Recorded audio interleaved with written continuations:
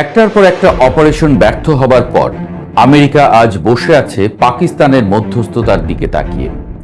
হাতে ধরা এক পাতার একটি কাগজ, 14টি পয়েন্ট, আর অপেক্ষা ইরান কখন জবাব দেবে। ইরানের সংসদের স্পিকার মোহাম্মদ বাঘের গালিবাফ এই পুরো পরিস্থিতির একটাই নাম দিয়েছেন সোশ্যাল মিডিয়ায়, অপারেশন ট্রাস্ট মি ব্রো।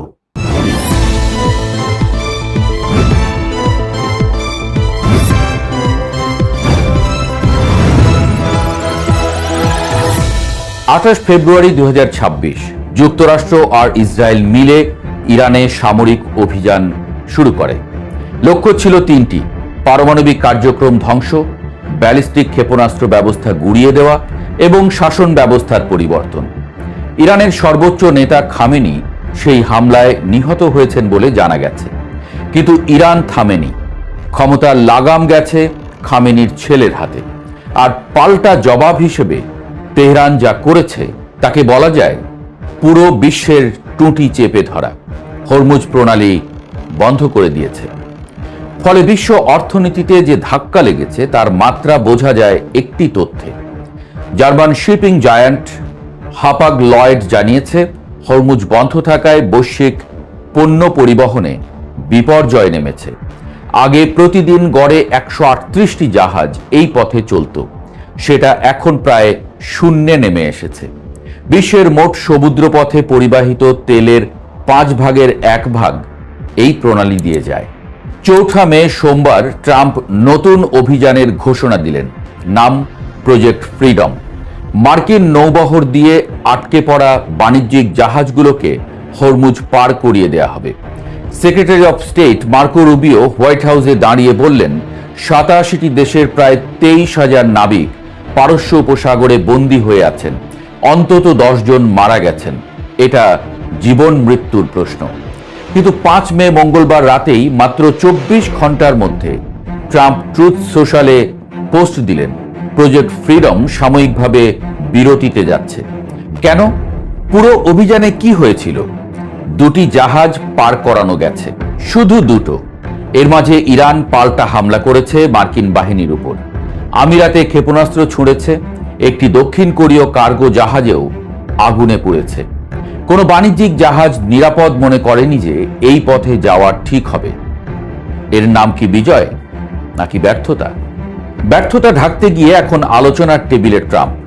পাকিস্তানের মধ্যস্থতায় তৈরি হচ্ছে একটি যুদ্ধবিরতির কাঠামো। 14 পয়েন্টের এক পাতার এই সমঝোতা স্মারক তৈরি করছেন ট্রাম্পের দূত স্টিভ উইটকফ আর তার জামাই জেরেড কুশনার।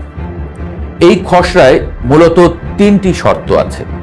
1, ইরান পারমাণবিক সমৃদ্ধকরণে একটি নির্দিষ্ট মেয়াদের জন্য বিরতি দেবে, তবে কার্যক্রম বন্ধ করবে না।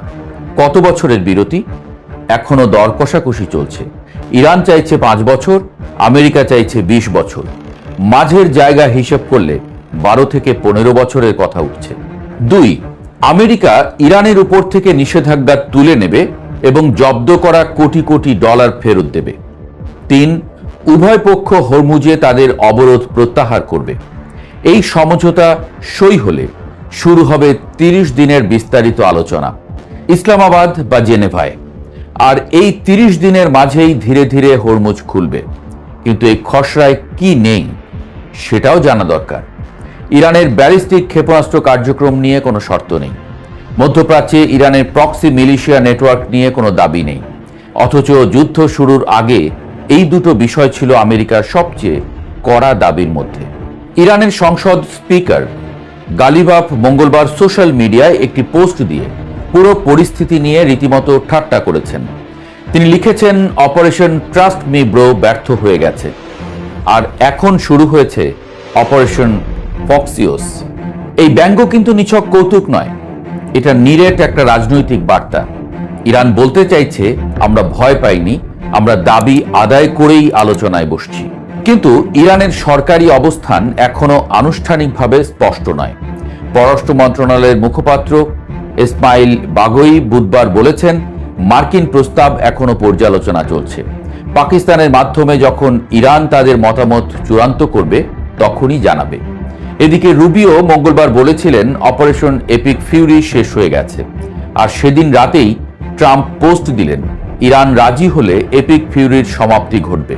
দুটো বিবৃতি পাশাপাশি রাখলে বোঝা যায় ট্রাম্প প্রশাসনের নিজের ভেতরেই বিভ্রান্তি আছে। বুধবার আবার ট্রাম্প হুমকি দিলেন, ইরান রাজি না হলে আরো বড় মাত্রার বোমা হামলা হবে। আর একই দিনে বললেন, আলোচনা খুব ভালো চলছে, চুক্তি সম্ভব। ট্রাম্পের এই হুমকি আর আশার এই দোদুল্যমানতাকে দুর্বলের ভাষা বলেই রায় দিচ্ছেন বিশ্লেষকরা। ইরানের পররাষ্ট্রমন্ত্রী আরাগচি বুধবার বেইজিং সফর শেষে স্পষ্ট করেছেন, ইরান যুদ্ধ পরবর্তী আঞ্চলিক কাঠামোয় চীনের সমর্থন চাইছে। চীন এই যুদ্ধ থেকে দূরে ছিল না, উল্টো ইরানের পক্ষে কূটনৈতিক অবস্থান নিয়েছে বারবার।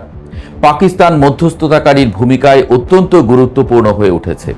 প্রধানমন্ত্রী শেহবাজ শরীফ মঙ্গলবার ট্রাম্পের প্রজেক্ট ফ্রিডম বিরতির সিদ্ধান্তকে স্বাগত জানিয়ে পোস্ট দিয়েছেন। তিনি বলেছেন, এই গতি যদি বজায় থাকে তাহলে একটা স্থায়ী সমাধান সম্ভব। ট্রাম্প নিজে চাইছেন চীন সফরের আগেই এই চুক্তি করে ফেলতে। আল জাজিরার বিশ্লেষণ বলছে, এই সংকুচিত সময়সীমা দেখে বোঝা যাচ্ছে হোয়াইট হাউস একটা অগ্রগতির ছবি তৈরি করতে চায় উচ্চ প্রোফাইল বিদেশ সফরের আগেই। এই একপাতার সমঝোতায় ইরান পারমাণবিক কার্যক্রম পুরোপুরি ছাড়ছে না, শুধু কিছু বছর সমৃদ্ধকরণ বন্ধ রাখছে এবং সেই মেয়াদ নিয়েও আলোচনা শেষ হয়নি। বিনিময়ে পাচ্ছে শত শত কোটি ডলারের জমানো সম্পদ ফেরত, নিষেধাজ্ঞা মুক্তি এবং হরমুজের উপর কার্যত নিয়ন্ত্রণ বজায় রাখার সুযোগ। আর আমেরিকা কি পেল? যে ব্যালিস্টিক মিসাইল ধ্বংস করতে যুদ্ধ শুরু হয়েছিল সেটা এই চুক্তিতে নেই। যে প্রক্সি মিলিশিয়া ভেঙে দেওয়ার কথা ছিল সেটাও নেই। ডেমোক্রেটরা ইতোমধ্যে বলছেন, ট্রাম্প 2018 সালে ওবামার যে চুক্তি ছিঁড়ে ফেলেছিলেন, এই নতুন সমঝোতা তার চেয়ে ভালো কিছু নিয়ে আসছে না। এদিকে ইসরায়েল নতুন করে বৈরুতে বোমা হামলা শুরু করেছে। এপ্রিলের 17 তারিখের যুদ্ধবিরতির পরেও হিজবুল্লাহ পাল্টা 17টি হামলা চালিয়েছে লেবাননের ভেতরে ইসরায়েলি অবস্থানে। যুদ্ধ ওদিকে আসলে থামেনি, বরং রং বদলেছে শুধু। ফলে আগামী কয়েকদিনে যাই হোক, চুক্তি হোক বা না হোক, এটুকু স্পষ্ট, 69 দিনে এপিক ফিউরি থেকে শুরু করে প্রজেক্ট ফ্রিডম পর্যন্ত যতগুলো অপারেশনের নাম দেওয়া হয়েছিল কোনোটাই লক্ষ্যে পৌঁছায়নি। আর এখন সেই পরাশক্তি পাকিস্তানের হাতে কাগজ ধরিয়ে দিয়ে বসে আছে, ইরান কখন ফোন তুলবে সেই অপেক্ষায়।